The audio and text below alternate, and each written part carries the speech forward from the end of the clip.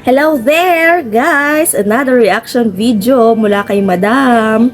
So, tignan natin itong pagluluto or pag-prepare ng no-bake bibingka malagkit.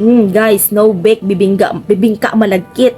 Alam nyo, itong bibingka na ito, sa mga handaan, birthday, ganyan, o kahit na ano pang handaan, na ba hindi nawawala ang bibingka? May napaka-favorite ba naman ito ng mga ating mga tita, ng ating mga mama, lolo't lola. Ay, kahit ako gustong-gusto ko din tong bibingka na ito. So, tingnan natin kung paano niya prepare. Ayan na. So, nagsalang muna siya syempre sa kanyang rice cooker ng malagkit. Syempre, malagkit ang gagamitin dyan. Pero paano ba itong sinasabi niya rito na no-bake bibingka malagkit? Kaya kung mahilig din kayo sa bibingka, try nyo rin ito, guys. Kasi kadalasan ang alam kong sa bibingka, niluluto siya sa malaking kawa. Diba? Ganun yung way ng pagluluto. So, ayan na, nag-add siya ng coconut milk and then sugar. Tapos, medium heat lang, yung mababang apoy lang. Hindi naman yung sobrang lakas para hindi masunog, diba? So, ayan na, mix-mix lang niya yan. Ganyan. Alam nyo, may alam akong luto din sa malagkit. Yung tinatawag nilang inkiwar. Yung parang ganyan din yung process ng pagluluto ng inkiwar na sinasabi sa Ilocano, no? So, pagkasalang niya na, guys, nung coconut tsaka ng sugar, inad niya na yung kanyang sinain kanina na malagkit, and then ayan na nga.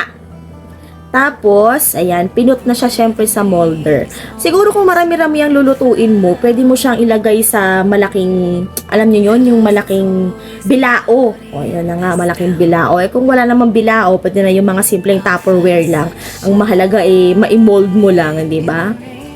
Ayan na nga. Pwede rin panghanda sa Pasko ito, guys. Kung kayo yo'y nakag-iisip na naman ng pwedeng ihanda sa Pasko. Dahil malapit na ang Pasko, guys. Napakabilis ng panahon. Ayan, pwede nating gawin ito. So, ito na nga. Hindi ko kasi alam kung anong tawag sa Tagalog nung nilagay niya yung brown na yan. Pero sa aming mga Ilocano, tawag namin dyan, tagapulot. No? Tagapulot. Sa nyug din galing yan. Matamis yan. So, imbis na tagapulot, imbis na brown sugar ang ginamit niya, mas masarap talaga kapag yung tagapulot na nga. Hindi ko lang alam, guys, kung anong tawag sa inyo yan, kung saan man kayong lugar. Pero sa amin dito, ang tawag namin dito sa Zambales o kahit sa mga ibang Ilocano, tagapulot. So, tinunaw lang niya yun, guys. Ayan na nga. At nakalimutan ko na kung anong inad niya, kakadaldal ko. Nakita nyo naman na siguro, pwede nyo na yung sundan, guys. So, ayan na, inad niya na yung kanyang tinunaw na yan at nilagay niya doon sa kanyang niluto kanina. And then, palalamigin mo lang yan at pwede na natin yang iserve sa hapagkainan. Napakasarap na no-bake bibingka malagkit. Sana makita ito ng aking lola at ng aking tita.